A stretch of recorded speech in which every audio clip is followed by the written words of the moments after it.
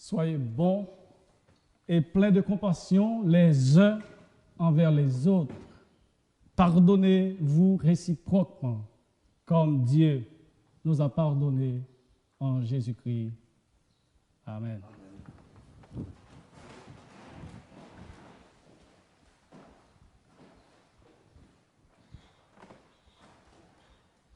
Je suis très heureux d'être ici ce soir à Emmanuel Church. Mais comment ne pas être heureux quand on est chez soi? Parce que ici à Emmanuel Church, je considère comme un deuxième chez moi.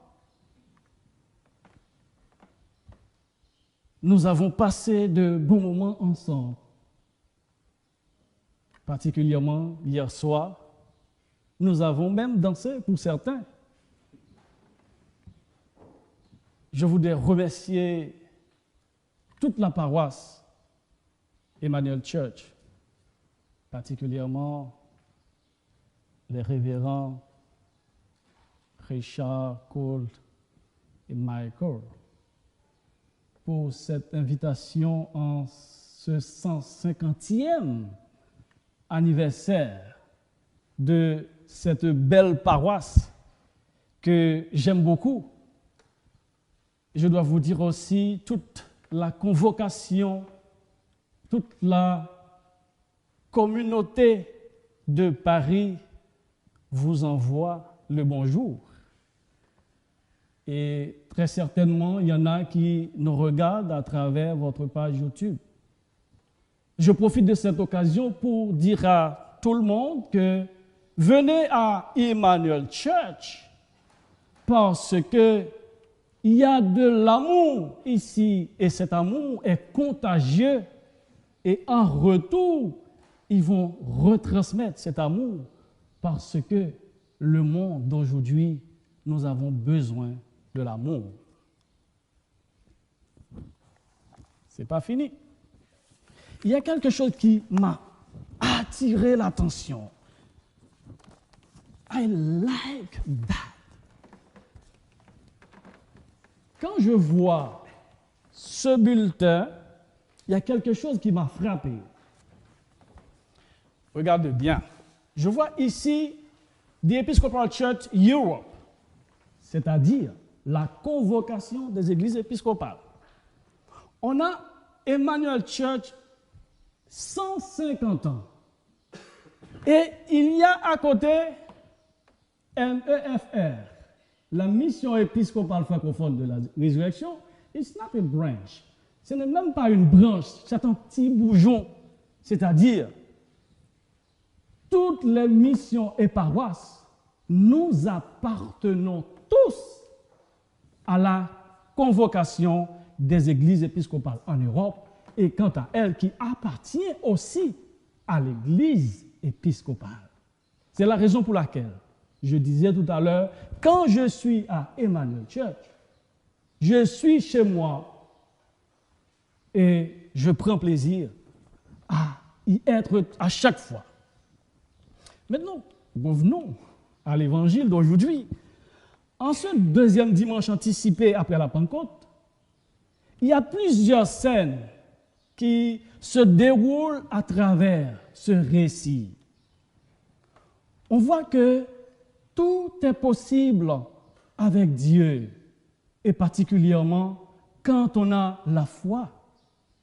Regardez bien la fille du notable qu'on croyait qui était morte, mais à cause de la foi de son Père, Jésus lui a redonné la vie. Une femme qui a plus de 12 ans malade d'hémorragie. Elle a dit, si je peux toucher même sa robe, je crois que je serai guéri. Et Jésus a vu ça. Vas-y, ma fille, ta foi t'a sauvée. Elle a trouvé la guérison. Mais je vais m'intéresser beaucoup plus, particulièrement, à l'attitude des pharisiens vis-à-vis de Jésus et de Matthieu. Oui, cet épisode doit attirer notre attention parce que notre société d'aujourd'hui a tellement de ressemblances, de points communs avec les pharisiens, c'est-à-dire des gens qui se considèrent intelligents, beaux, bons, meilleurs que les autres. Maintenant, revenons au contexte. Jésus fait appel à Matthieu pour le suivre. Matthieu le suivra tout de suite. Mais la question qu'il faut se poser, qui est Matthieu? Matthieu est un collecteur d'impôts, quelqu'un qui était méprisé et traité de pêcheur d'impôts, c'est-à-dire quelqu'un qui travaillait en étroite collaboration avec les occupants romains. À noter que les gens qui occupaient cette fonction sont toujours considérés comme des malhonnêtes, comme des gens corrompus. Et encore une fois, les pharisiens ont tapé fort en disant aux disciples de Jésus, « Regardez à qui votre maître est en train de manger, Matthieu, le corrompu, le pécheur. » Et face à cette évidence, même les partisans de Jésus étaient incapables de le défendre. Mais vous allez voir que la réponse de Jésus va tout changer. Ce ne sont pas les bien portants qui ont besoin de médecins, ce sont les malades. Et pour comprendre, il faut cette dimension divine de la miséricorde. C'est-à-dire, on peut aimer le pécheur en condamnant son acte, en condamnant son péché. On ne doit pas condamner le pécheur et son péché en même temps. Jésus est la figure emblématique de la grâce. Et c'est ce qu'on lisait tout à l'heure, la lettre de Paul aux Corinthiens, qui disait que car la loi produit la colère, où il n'y a pas de loi, il n'y a pas non plus de transgression. Chers frères et sœurs dans le Seigneur, en acceptant de manger avec Matthieu, Jésus nous fait la description de Dieu le Père par excellence des hommes et des femmes perdus, car ce Père, Jésus, Dieu, est au-dessus de la loi humaine que les pharisiens défendent. Or, Jésus n'est pas dans la justification, contrairement aux pharisiens. Jésus n'est pas un dictateur. Il ne condamne pas. Il ne critique pas. Il ne punit pas. Mais il soulage. Il guérit, comme la femme qui avait 12 ans malade. Il est toujours prêt à accepter et pardonner ses enfants sans distinction aucune. Oui, pendant notre séjour ici, notre séjour de travail, bien évidemment, à Genève, nous avions travaillé sur la thématique de leadership que notre cher Debbie nous a préparé à partir d'une recherche de Coleman Daniel, Leadership That Gets Results, qui dit les 6 leadership, the 6 leadership styles at a glance. Ces types de leadership, commanding, visionary, affiliative, democratic, pacific, coaching. Qu'est-ce qu'on a pu remarquer à travers ce récit?